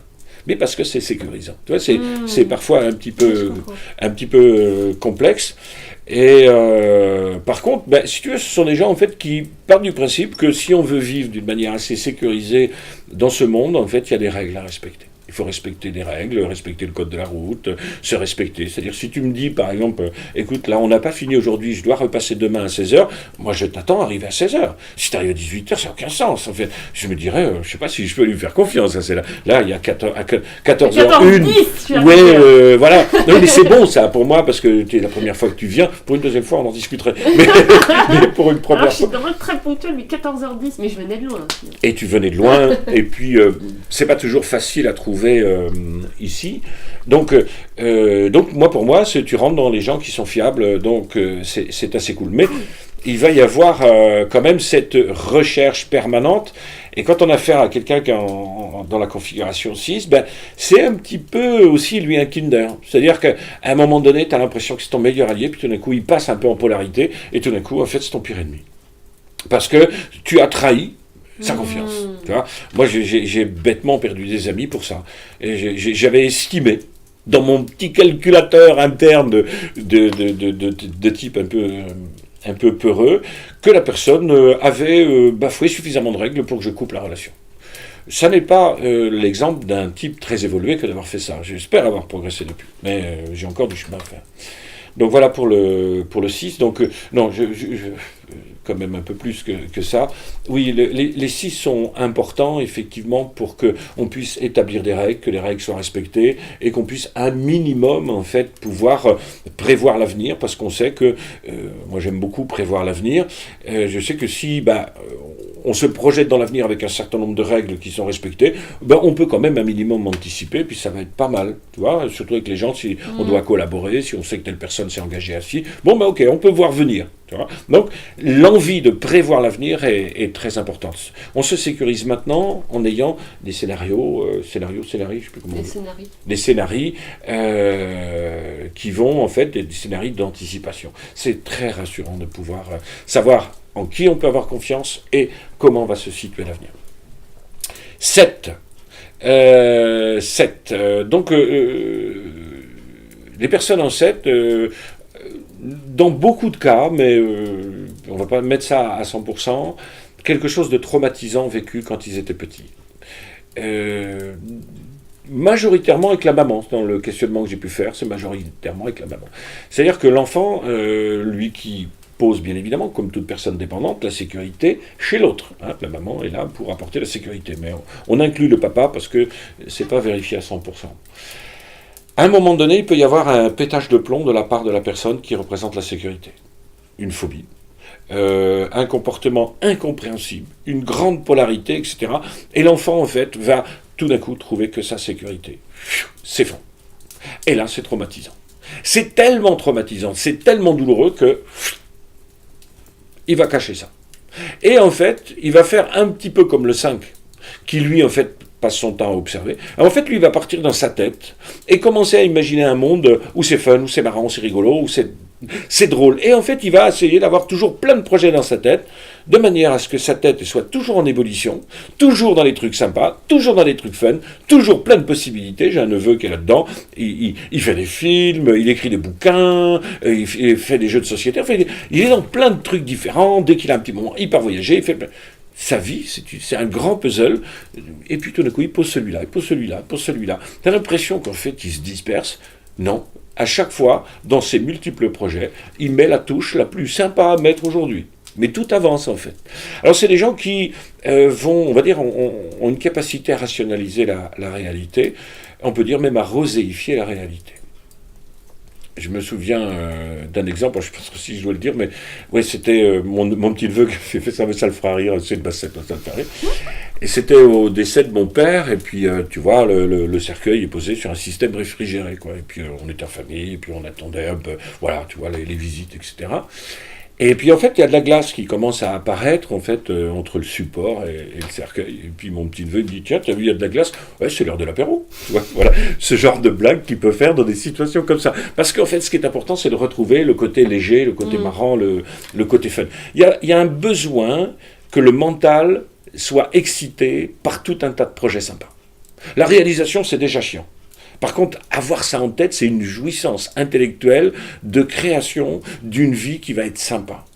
Moi, j'ai une amie aussi qui est en 7, et quand on prenait l'avion, etc., elle me dit « Ah non, on va s'asseoir là-bas, on va se mettre là, c'est plus marrant, c'est plus fun. » Alors moi, je lui disais, moi qui suis en 26, je lui dis « Mais non, écoute, si l'avion se crache, moi j'ai le numéro 23, je suis enregistré 23, ils vont retrouver mon corps pour le rendre à la famille. » Je dis « Mais pourquoi tu penses des trucs comme ça ? On pourrait aller voir le capitaine de cabine. » Je dis non, moi je bouge pas, je suis là, je suis bien. Voilà. Tu vois, c'est la différence entre voir toutes les opportunités de fun et puis quand on voyageait ensemble, alors ça la faisait rire à un point. Elle dit mais Daniel, pourquoi tu que l'avion s'écrase? On sait jamais. Voilà. Mais elle, donc, elle avait envie que ce soit fun et marrant. Et ils aiment pas que le système se ralentisse. Parce que si on a moins de projets, moins de fun, ça va se ralentir, et puis on risquerait de se reconnecter à ce truc qui est quand même assez traumatisant. Voilà. Donc, c'est les gens qui sont dans une soirée, t'as un set, il y a de l'ambiance, quoi. Ça va danser, ça va chanter, ça va rigoler. Au travail, c'est des gens qui sont très créatifs, qu'on voit un peu vraiment dans tous les sens. Et ça donne vraiment des gens qui sont dans une énergie positive, créative, fun. Je faisais encore une formation là, pour une franchise de sport, là, et il y avait le responsable des responsables, qui était 7, et tout le temps il disait « Oh, c'est marrant ça, c'est rigolo, hein, c'est rigolo. » Je dis « Oui, c'est rigolo. Hein. » Voilà. Et donc, voilà, parce que c'était son truc de voir le truc rigolo. En fait, il y avait du rigolo, puis il y avait du pas rigolo, mais lui, il faisait le choix de voir le rigolo. Donc, il a une grande capacité à voir le côté lumineux des choses. C'est quoi l'aspect dégradé de cette balle? Être uniquement dans le plaisir. Est uniquement dans des projets pour se faire plaisir, pour que ce soit fun, pour que ce soit marrant. Et donc, le truc, c'est des gens qui, à 40, 50 ans, alors qu'ils ont une famille, en fait, plutôt que de s'occuper des trucs bassement matériels, faire les courses, aller passer le contrôle technique de la bagnole, ils préfèrent aller faire de la plongée, aller s'amuser avec des potes, en fait, parce qu'il faut que ça reste excité en haut. Et tout ce qui est de l'ordre du laborieux... ils n'ont pas envie d'y aller. Tout ce qui est de l'ordre de l'engagement, tout ce qui est de l'ordre de la responsabilité, soit d'être sous une responsabilité, ou soit de prendre des responsabilités, tout ça, c'est ennuyant. C'est pas fun. Donc, le côté, ça va faire un grand adolescent de 50 ans. Tu vois, ça n'a pas beaucoup de sens. Là, ça, voilà. Quelqu'un qui ne s'implique pas, qui est juste dans le fun. Bon, au bout d'un moment, c'est chiant parce qu'on a aussi besoin de temps en temps de s'impliquer, de faire des trucs. Voilà, il y a des trucs laborieux. Tu montes une association, il faut déposer les statuts, il faut un trésorier, c'est pas marrant, il faut compter les trucs. Mais, oui, mais il faut bien qu'il y en a qui le fassent. Il ne va pas se jeter là-dessus. C'est marrant parce qu'à chaque fois que tu donnes une nouvelle base, un nouveau personnage, c'est vrai qu'on voit apparaître dans sa tête des gens qu'on connaît. Oui, mais il y a ceux-là, quand j'en parle, ils sont là dans ma tête aussi. Ouais. On les voit. Ouais. Et donc le 8. Le 8. Alors le 8, c'est une particularité aussi, comme les 9. Il n'y a pas de plus originaux les uns que les autres. Parce que tu avais dit que là, on vient de faire les 3 manteaux. Le Oui. 8 et le 9, ils sont dans quel... Alors, ils sont dans l'instinct, avec une dominante qui est une gestion particulière de la colère. Donc, c'est 8, 9, ils sont, 1 Voilà, 8, 9, 1, c'est le corps, c'est l'instinct, c'est la colère. D'accord. Alors, 2, 3, 4, c'est la reconnaissance, c'est le cœur, D'accord. les émotions. Okay. 5, 6, 7, c'est le mental et c'est la peur. D'accord. Donc là, hop, on passe dans les instinctifs. 8, perception de l'enfance d'avoir été humilié. Humiliation. Humilié parce qu'il n'avait pas été assez fort pour se défendre, ou parce que les gens qui devaient le défendre n'étaient pas assez forts. Et pour lui, en fait, il va développer la croyance que si on est faible, on sera à nouveau humilié. Et donc, il va, je dirais, comme le 7 ne voit que le côté lumineux des choses, eh bien lui, il ne va voir que le côté force des choses. Et le côté faiblesse, il ne veut pas en entendre parler. Donc, sa colère, elle va être toujours vivante, elle va être toujours là, toujours prêt à la bagarre, toujours prêt à cogner, toujours prêt... j'entendais une interview de Depardieu ce matin, qui est plutôt, pour moi, dans cette configuration-là. Bon, après, il y a des perceptions qui peuvent être différentes. Et il disait, en fait, moi, pourquoi j'aime bien me battre, parce qu'il dit, j'aimais bien prendre des coups dans la gueule. Voilà, parce que ça fait du bien de se prendre des coups. Voilà. Donc, c'est quand même caractéristique. Moi, j'aime pas me prendre des coups, moi, tu vois, mais une personne en 8, ça montre que si je peux donner des coups, prendre des coups, c'est que je suis fort. Voilà. Et puis, il va y avoir un combat qui va être mené par cette personne-là, qui est un combat de justice. En fait, ils veulent plus de justice, mais en fait, au fond, c'est pas retrouver l'humiliation qu'ils ont vécue. Donc, pour avoir cette justice, ils vont commencer à instaurer leur propre loi. Ce qui les caractérise, c'est que colère, la loi qu'est la leur, qu'ils vont appliquer sur leur environnement. Oh, c'est mon père. C'est sûr. Salut, papa. C'est sûr. Je ne savais pas, mais pourquoi pas. Alors, donc cette personne en 8 va aimer, en fait, contrôler, maîtriser, dominer. et étendre son territoire et amasser. Parce que ça montre qu'on est fort. Alors ils vont aimer aussi être forts, montrer qu'ils sont forts, qu'ils n'ont pas peur. Bon, pas peur, c'est un peu moins ça, mais qu'ils n'ont effectivement pas peur, qu'ils sont prêts à se battre, qu'ils sont prêts à prendre des coups, qu'ils sont prêts à en donner, et que c'est OK pour ça. Le discours officiel, c'est « je me bats pour la justice ». L'abbé Pierre, par exemple, qui est un type en colère et qui s'est toujours battu pour des raisons de justice. Mais en fait, au fond, c'est de ne pas avoir à revivre l'humiliation qu'ils ont vécue. Je me souviens d'un type comme ça, il me disait, moi, quand je me promène dans la rue, si je vois un type qui a l'air plus fort que moi, en fait, je vais aller le provoquer pour savoir qui va gagner. Pour être sûr que je suis plus fort que tout le monde. Alors, ce type qui faisait des arts martiaux, tout ça, je me disais, quel est ce monde? Voilà, c'était le sien. Voilà.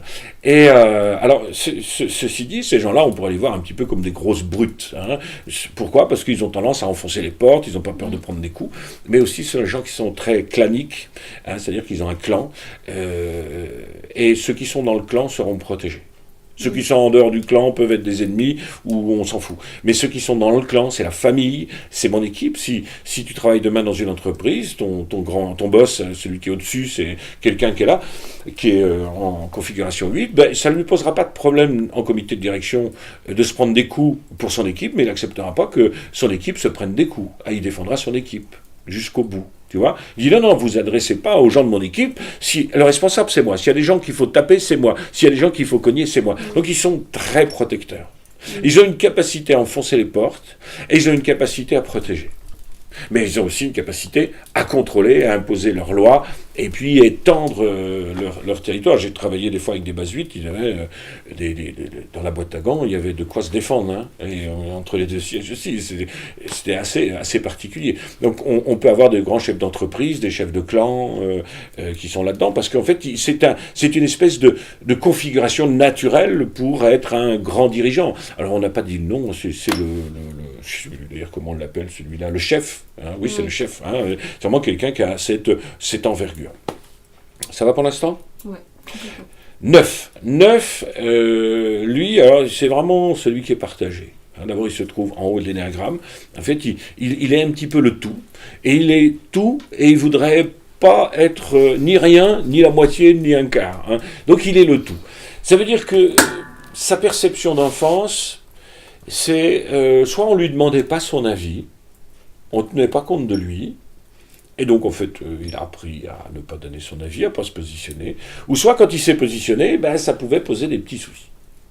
Et quels petits soucis ça pouvait poser? Des soucis de conflit, de disharmonie. Et en fait lui, il déteste complètement toute forme de conflit. Et il sait que se positionner, c'est prendre sa place. Prendre sa place, c'est impacter le monde et c'est source de conflit. Et donc il va avoir une petite tendance, en fait, à ne pas s'imposer, mais à plutôt essayer de ménager la chèvre, le chou, le berger, tout le monde, de manière à ce que ça ne crée pas de conflit. Donc, souvent, une non-implication. Des fois, on est taquin en formation, on dit que c'est les caravanes, en fait. Parce qu'en fait, ils sont toujours prêts à suivre quelqu'un, mais ils vont pas de leur... C'est vrai aussi, exactement, la personne, c'est marrant. Oui, c'est des gens qui sont... Ils sont parfois effacés, ils sont plutôt sympas, ils sont facilitants, ils sont très diplomates. Je dirais des fois un côté un peu taquin aussi, de dire un homme ou une femme qui épouserait une personne en configuration 9, en fait pourrait être séduit par le fait qu'il soit sympa, facile, gentil, diplomate, etc. et le quitter pour exactement les mêmes raisons, en fait. Parce que c'est un peu comme une ombre. En fait, il est toujours là, mais en fait, il ne fait pas de bruit.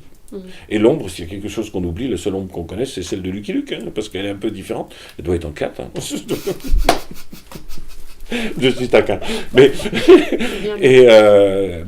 s'il y a un truc auquel on ne pense pas, c'est notre ombre. Ou à laquelle on ne pense pas, c'est notre ombre. Et donc, le 9 a cette difficulté à se positionner. Et donc, il va pouvoir être assez frappé de procrastination et en fait de remettre toujours au lendemain ce qui serait peut-être urgent, nécessaire, important de faire. Et pour tout ça, c'est tout simplement parce que se positionner, avoir des comportements, faire des choix, mais quelles conséquences ça va avoir? Et donc ça leur trotte dans la tête, puis ils finissent par pas prendre de décision. Si on les invite à manger, ils vont dire oui, je veux venir. Ils n'ont pas envie de venir. Alors, ils vont faire ce qu'on appelle de la rébellion passive. C'est-à-dire, ils vont venir avec 1 heure de retard. Le dossier, il sera fait, mais il manquera la moitié des pages. Voilà.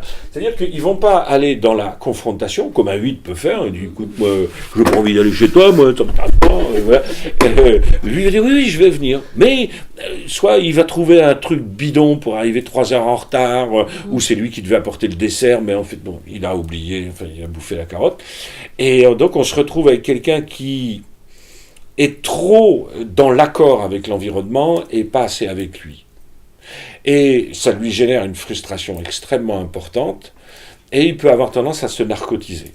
Pétard, alcool, pizza, coca, DVD, vidéo, jeux, internet, machin, etc.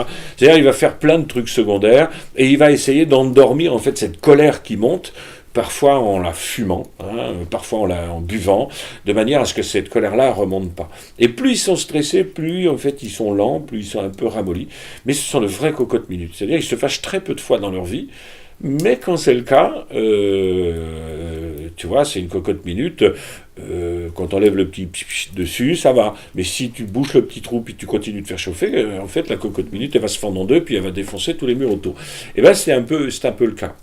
Donc c'est des gens qui ont les qualités de leurs défauts, ils sont assez effacés, donc le problème c'est qu'ils sont assez effacés, ils sont diplomates, mais le problème c'est qu'ils sont trop diplomates, ils sont très participants, le problème c'est qu'ils sont très participants, ils ne vont pas aller sur leurs propres envies, sur leurs propres initiatives, ce sont des gens très agréables à vivre, mais parfois tu as juste envie de les secouer un peu. Cependant, en société, dans un couple aussi, ils sont très apaisants, parce qu'ils sont doux, ils sont calmes, okay. Ils sont pas jugeants du tout, ils sont pleins d'amour. Et donc, ils vont amener un tempo tranquille, une espèce de douceur de vivre. C'est-à-dire qu'ils vont être capables d'arranger les petites choses qui pourraient être un peu compliquées, tout simplement pour que ça se passe bien. Je dirais, leur talent, c'est d'être effacé, leur défaut, c'est d'être effacé. Et ils adorent les habitudes.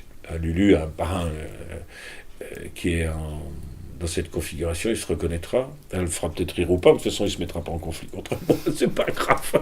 Et en fait, des fois, il va chez son parrain, je dis alors, qu'est-ce que tu as fait, Lulu ? Comme d'habitude. Le vendredi, ça en fait tel truc. Tout le temps pareil, en fait, depuis des années, c'est tout le temps pareil, parce que ça marche. Pourquoi changer ? Pourquoi changer d'amis ? Pourquoi changer de canapé ? Puisqu'en fait, si on en prend un autre, certes, peut-être il sera plus beau, mais en fait, il sera peut-être moins confortable. Pourquoi changer d'amis ? J'ai ceux-là, je les connais. Voilà. Donc, une espèce de truc, on est dans les habitudes et la continuité. Donc, voilà, il y a quand même dans les différentes bases, il y en a qui paraissent plus sexy que d'autres, quoi. Oui, alors ça, c'est parce que je ne sais pas les présenter de la même manière. D'accord. Ça m'appartient, en fait. Okay. Oui, c'est vrai. C'est vrai, on me l'a déjà reproché, c'est très juste, et cette réflexion-là, je l'ai, je veux dire que je sais pas, est-ce que c'est ma perception, mon histoire, etc. Et je suis souvent, après réflexion, comme tu viens de faire, obligé de corriger, de remettre un petit peu de sympa sur tel, parce que et des fois, il y a des gens qui me disent « t'as été dur avec notre configuration ». Je dis « ouais, c'est vrai, tu as raison », et en fait, j'ai oublié de dire ça, parce que je les connais vraiment bien sur certains aspects, puis sous d'autres moins. Parce qu'on est peut-être plus tolérant avec ce qui nous ressemble, en fin de compte, et les choses qui sont un peu trop loin de ce qu'on est nous nous donnent moins envie. C'est ça. Mais je suis tout à fait en accord avec le fait que tu relèves que je manque d'objectivité sur la présentation. Alors on a pris beaucoup de temps, donc c'est génial parce que moi je trouve ça vraiment intéressant de faire ce parcours. Qu'est-ce qu'on en fait ? Qu'est-ce qu'on en fait de ces types ? Et notamment, je voudrais juste te raconter notamment ce que Élise, donc mon amie Élise, un jour j'avais un conflit avec mon père. Oui. Et donc je racontais ça. Quoi ? Oui, et d'ailleurs je me rappelle maintenant qu'elle m'a dit que c'était une basse-huit. Comme quoi elle voit très vite et très bien en parlant un peu de... Il y a quelques trucs qui ne trompent pas quand même. Et c'est vrai que là, elle m'a dit, voilà, si toi t'es telle base, ton père est telle base, voilà ce que t'as à apprendre de ce qui se... Et c'était la première fois que quelqu'un me parlait de ce conflit d'une manière très enrichissante et qui me donnait des clés pour comprendre mon père et comprendre ce que j'avais à apprendre de mon père. Donc, c'est ça qui m'a vraiment... Parce que j'en ai rencontré des gens qui me disent « Ah, t'es une base ceci, t'es une base cela. » Oui, bon... En fait, tu as l'impression un peu d'être jugé sans être vraiment compris, alors que là, il y avait une vraie utilité. Qu'est-ce que je fais de ça? Donc voilà, est-ce que tu pourrais nous dire un peu comment je travaille ensuite avec l'énéagramme Ouais, alors la première chose, c'est d'abord d'accepter qu'on se soit construit avec ça. Je dirais là, on peut faire Ho'oponopono sur tout le système en disant Quand merci. c'est les cérémonies de pardon, sur Ben les oui, souffrances en de fait, l'enfance, moi je me dis, mais pourquoi avoir construit un cerveau qui a autant peur? J'ai souvent mal au ventre, ça va mieux, mais j'étais un type très inquiet, dans l'anxiété, etc. Je me dis, ouais, franchement, c'est pas avec ça qu'on peut avoir une belle vie, quoi. Mais à un moment donné, à partir du moment où j'ai appris l'énéagramme, je me suis dit, mais Daniel, d'abord ça n'est pas qui tu es. Ça, c'est ce que tu es devenu à un moment donné pour faire face à un milieu dans lequel... Et en fait, c'était absolument génial, il n'y avait pas mieux à faire. Il n'y avait pas mieux à faire. Donc, d'abord, de se réconcilier avec le fait qu'on a construit...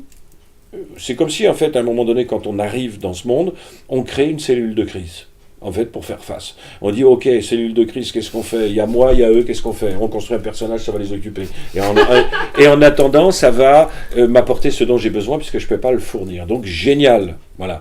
Après, cette cellule de crise, qui est devenue, en fait, ce qu'on appelle une partie de nous-mêmes, hein, c'est une partie, elle va avoir ses propres manières d'observer le monde, ses propres manières de traiter l'information qui nous vient du monde, ses propres manières d'évaluer le monde, et les propres manières de mettre en place les stratégies adaptées. Donc déjà savoir que c'est génial et que on fonctionne comme ça. Et qu'en situation de crise, on va fonctionner d'autant plus comme ça. À chaque fois qu'il va y avoir de l'angoisse, c'est plutôt cette partie-là qui va venir et qui va vouloir prendre le contrôle en disant « je connais, je gère ». Oui, je sais, t'es une cellule de crise, mais pour autant, moi qui suis en 6, par exemple, j'ai tendance à faire des projections, c'est-à-dire de prêter aux autres des intentions qui sont mes propres intentions inconscientes. Il est important que je le sache et je me dis non, ça c'est à moi, j'ai pas besoin de le mettre sur le tapis parce que je vais justement me prendre les pieds dans le tapis. Donc de prendre conscience déjà de comment moi ma base elle fonctionne.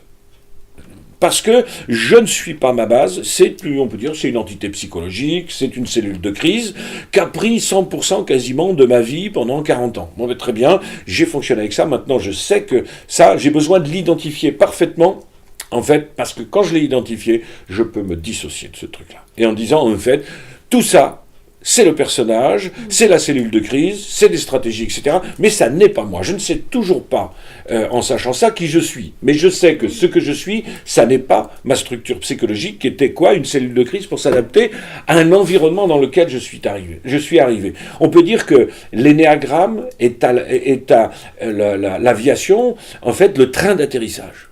L'avion n'est pas le train d'atterrissage, mais si on ne veut pas cracher, en fait, je ne sais plus comment on dit, en fait, il faut sortir le terrain d'atterrissage. Eh bien, l'énéagramme, c'est le terrain d'atterrissage de l'humain qui arrive sur Terre.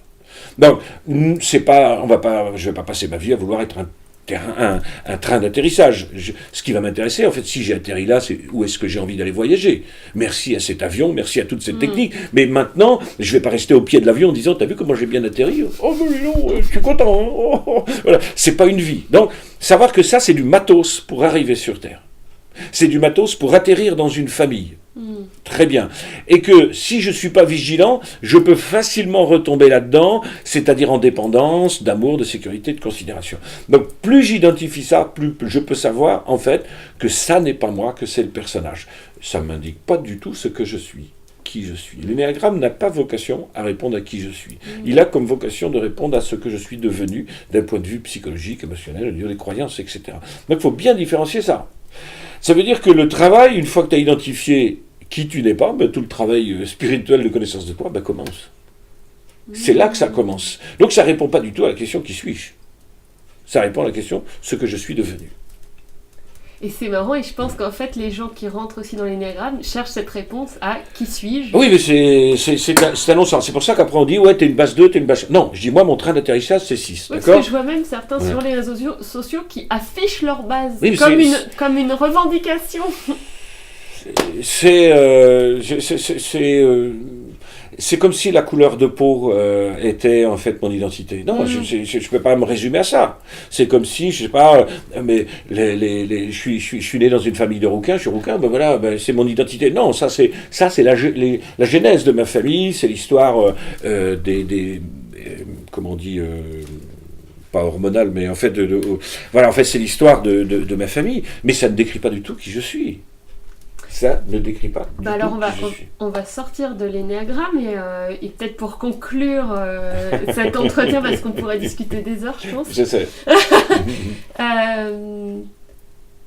Ok, on découvre l'énéagramme. Toi, ensuite, qu'est-ce qui te fait chanter le cœur en ce moment, ou vers quoi et comment on découvre qui on est, par quel... je suppose que c'est un chemin qui est individuel, mais est-ce que tu aurais des pistes? Alors, le système Ennéagramme va automatiquement nous amener à fonctionner dans cette habitude de fonctionnement. Parce que là, il y a des croyances, je dirais que tout est bien établi. Il y a 10, 20, 30, 40, 50 ans. Moi, j'ai 52 ans. 52 ans où le système a bien fonctionné. Je sais une chose, c'est que si je reste là-dedans, je vais toujours faire plus de la même chose. Tu vois, donc là, tu vois, j'étais en train de bricoler, hein, j'ai un camion dehors, tu vois, pour voyager. Mais pourquoi ? Parce que moi, j'ai peur de voyager. En tant que bassiste, je préfère rester chez moi, c'est plus sécurisant. Donc en fait, je ne peux pas découvrir qui je suis dans cette maison. Je peux découvrir que cette maison correspond assez bien à ma configuration, parce que j'y suis en sécurité. Mais je ne sais pas qui je suis. Si je veux savoir qui je suis, il va falloir que j'aille dans d'autres endroits, à la rencontre d'autres personnes, rencontrer des gens qui sont dans une certaine spiritualité, dans autre chose, en tout cas, qui sont à la découverte d'eux-mêmes. Non pas à la découverte des systèmes psychologiques qui nous gouvernent, mais qui je suis au fond, qui est cet être, si j'enlevais tous ces trucs-là, il resterait quoi ?